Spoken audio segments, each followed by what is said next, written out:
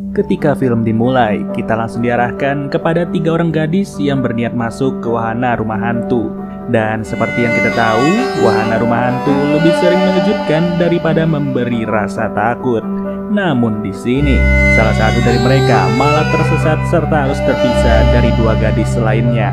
Yang sialnya, pada saat itu juga lah gadis malang itu langsung ditikam serta harus digantung bersamaan korban lainnya. 3 tahun kemudian, scene langsung beralih kepada seorang wanita bernama Natalie.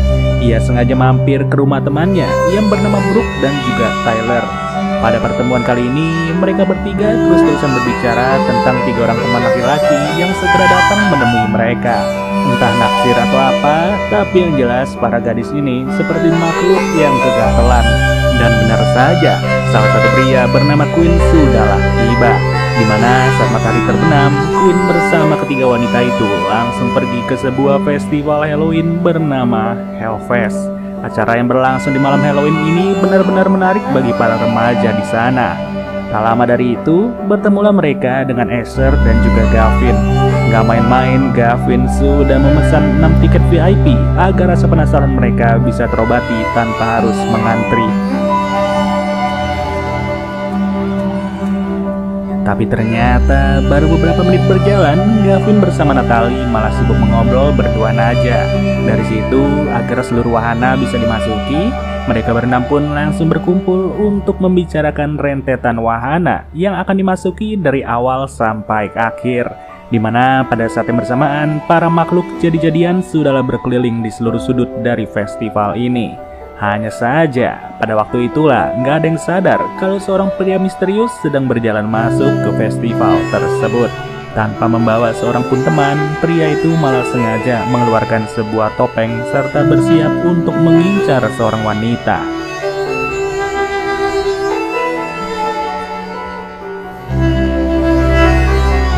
Di sisi lain, keenam remaja labil sudahlah bergegas untuk menikmati segala keseruan di tempat ini, yang mana pada awalnya sebagian besar dari mereka terus-terusan ditakuti tanpa henti.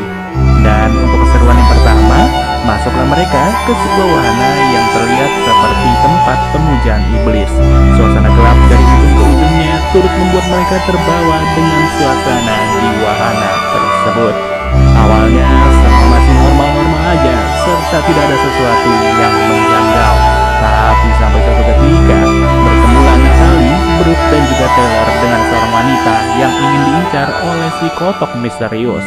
Dengan melihat rasa takut dari wanita tersebut, mereka bertiga cuma bisa ketawa aja sembari meledek si kotok bertopeng.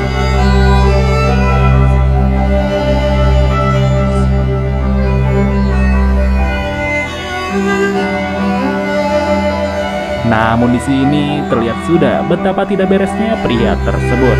Natalie yang menyaksikan perbuatan itu pun langsung dibuat kaget setelah si wanita benar-benar ditikam secara nyata.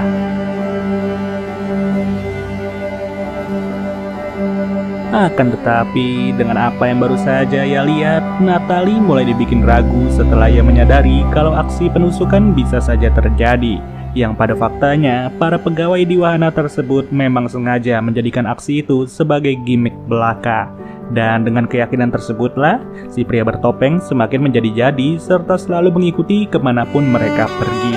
Yang pada akhirnya, keseruan kali ini harus dimulai dengan permainan berbayar seperti lempar gelang, tembak-menembak, dan juga menimpuk sesuatu. Aktivitas itu sengaja dilakukan demi melepas sementara rasa letih di dalam wahana tersebut. Dan saat semakin malam, mereka pun berpencar menjadi 3 pasangan. Natalie bersama Gavin, Brooke bersama Quinn, dan Taylor bersama Asher.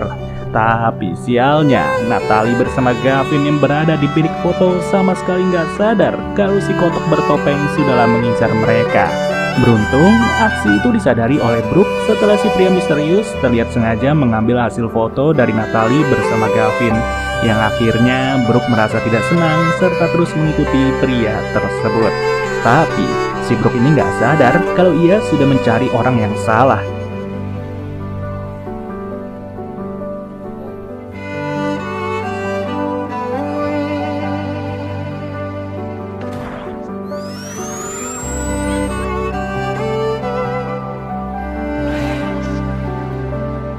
Kemudian tak ada angin tak ada hujan, Gavin berniat memisahkan diri dari kelima temannya.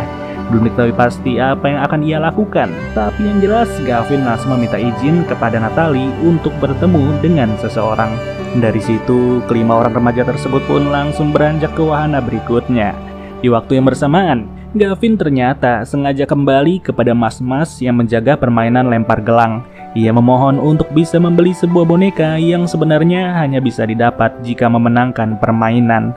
Tak berhasil dengan rayuan itu, Gavin yang bucin pun langsung nekat untuk masuk ke salah satu gudang penyimpanan.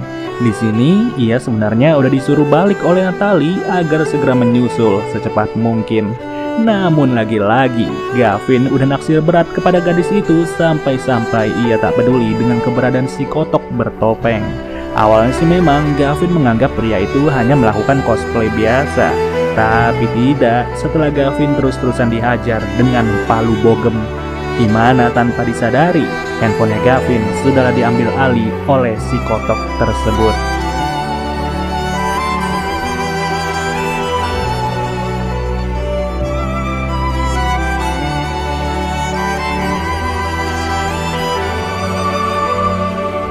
Bisa kalian lihat ya guys, kali ini mereka semua harus dipaksa berkeliling dengan 3 kendaraan yang saling terpisah.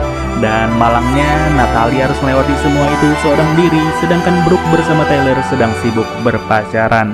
Sialnya lagi, di saat seluruh temannya sudah selesai, kendaraan si Natalie malah berhenti di tengah jalan secara tiba-tiba. Tanpa adanya bantuan, si kotok bertopeng pun mulai menyamar menjadi petugas operasional di wahana tersebut. Dan bisa ditebak, tak banyak yang bisa dilakukan oleh Natalie selain berteriak sekeras mungkin. Dimana pada akhir wahana, keempat temannya malah dikejutkan dengan keberadaan Natalie bersama si kotok bertopeng. Tapi, si kotok itu ternyata bukanlah si kotok sesungguhnya. Yang memang benar, ia merupakan petugas di wahana itu dan masih banyak petugas lain yang turut mengenakan kostum serupa. Alhasil, Natalie pun masih diberi kebebasan untuk kembali bergabung bersama teman-temannya. Kali ini mereka bergegas untuk mencoba wahana kecil-kecilan, yaitu mengobok-ngobok perut seseorang. Namun dikarenakan hal itu terlalu menjijikan, mereka pun kembali berpindah ke wahana lainnya, di mana keberadaan mereka semua langsung dijemput oleh beberapa anak kecil yang mengundang ke suatu tempat. Usut punya usut, wahana yang bernama Deadlands ini menjadi wahana andalan di festival Hellfest.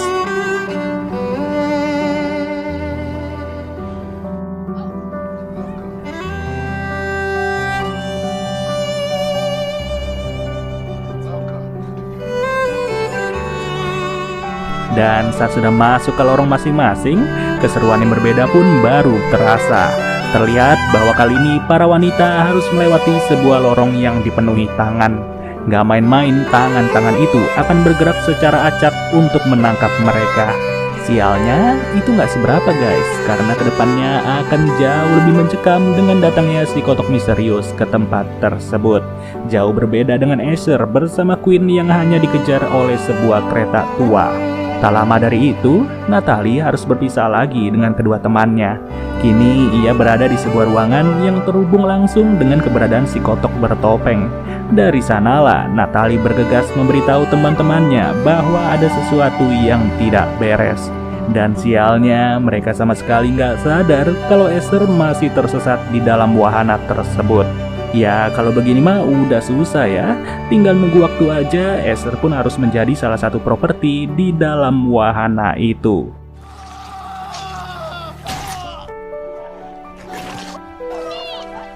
Lalu, Natalie pun mengeluh kepada Brooke terkait keberadaan Gavin yang tidak terlihat sampai detik ini, di mana Brooke terus berpikir positif agar Natalie tetap bersemangat melewati malam tersebut. Tapi lagi-lagi siapa yang menyangka pada detik itu juga lah Natalie masih nggak sadar bahwa yang membalas pesannya adalah si kotok bertopeng. Yang pada akhirnya selama fase tersebut si kotok itu semakin menggila. Dari sini Natalie langsung melapor secepat mungkin sampai seorang security harus turun tangan. Ya awalnya sih security ini nggak menemukan apa-apa guys. Tapi tak lagi setelah dicari ulang dan Brooke menemukan lembaran foto dari Natalie bersama Gavin. Yang hasilnya satu-satunya orang yang percaya kepada Natalie kali ini hanyalah Brooke seorang.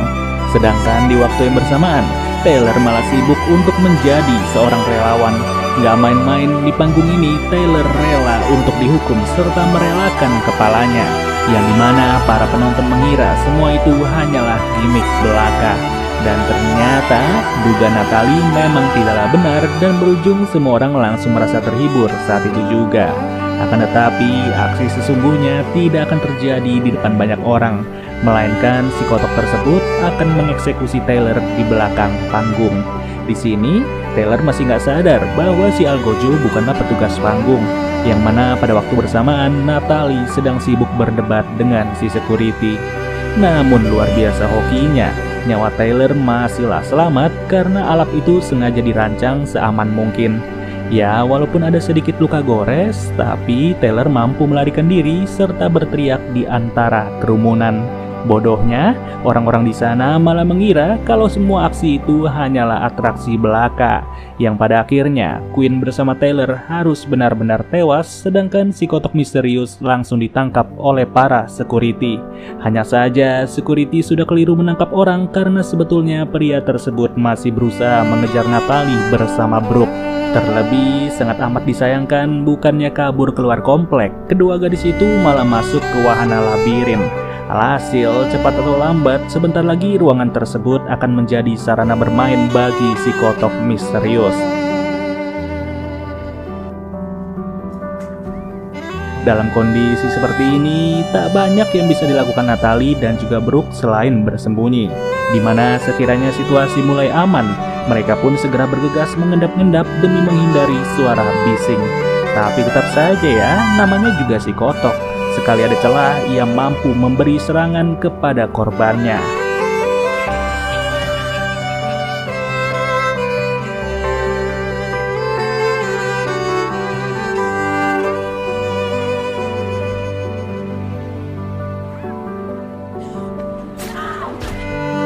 Hal tersebut pun langsung membuat Brooke mengalami luka berat di pahanya serta tidak mampu berbuat banyak. Mereka berdua hanya bisa berlari dan berlari, yang pada ujungnya tidak ada jalan keluar sama sekali bagi kedua gadis tersebut.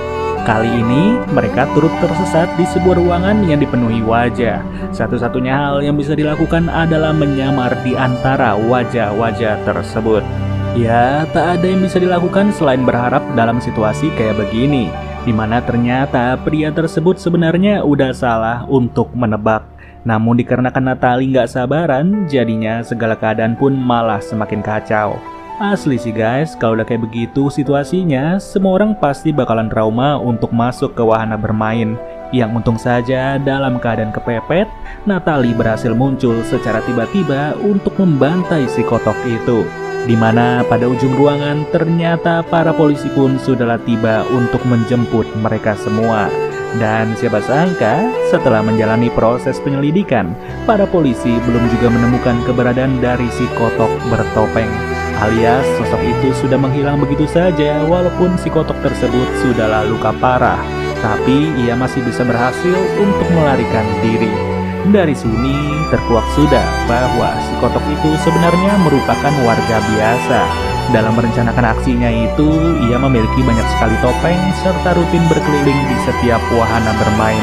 Dan sampai detik ini sih belum diketahui pasti apa tujuannya.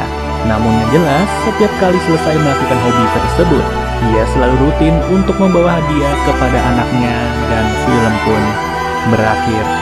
Justru kalau orang biasa yang menjadi si kotok pasti jauh lebih ngeri guys dibandingkan si kotok hutan yang memang berasal dari hutan. Dan semoga saja hal ini nggak pernah terjadi di dunia nyata, karena kalau tidak, tak terbayang apa yang akan terjadi ke depannya. Oke deh guys, mungkin segini aja pembahasan alur cerita dari film Wahana Bermain. Sampai bertemu lagi di video berikutnya. Gua Nadisha Bedu. Dadah.